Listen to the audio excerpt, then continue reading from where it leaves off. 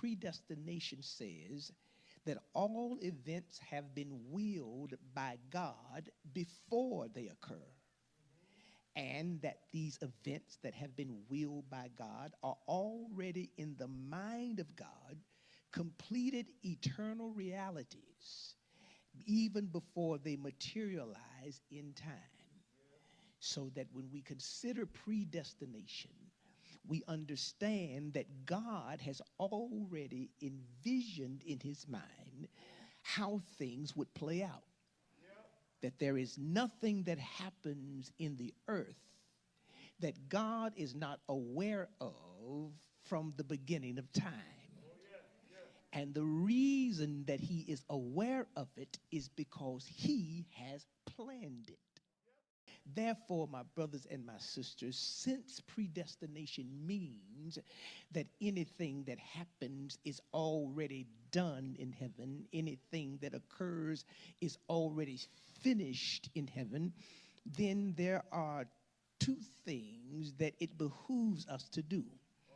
The first thing that we must do is we must train ourselves to look at life and its occurrences through the prophetic lens of predestination. And to find that lens, one need look no further than the words of the Apostle Paul that he writes to the church at Rome in chapter 8, verses 28 through 30. Paul says, "For we know that all things work together for the good of them who love God and have been called according to his purpose. For whom he foreknew, he also predestined to be conformed to the image of his Son, that he, that is Jesus, might be the firstborn of many brothers.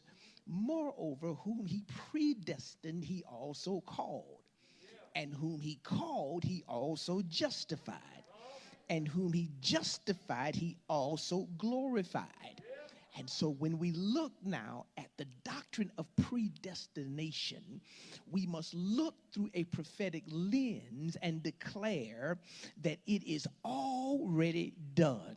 And that whatever happens in my life, it is working together for my good, to mold me, shape me, and form me into the image of my elder brother, Jesus.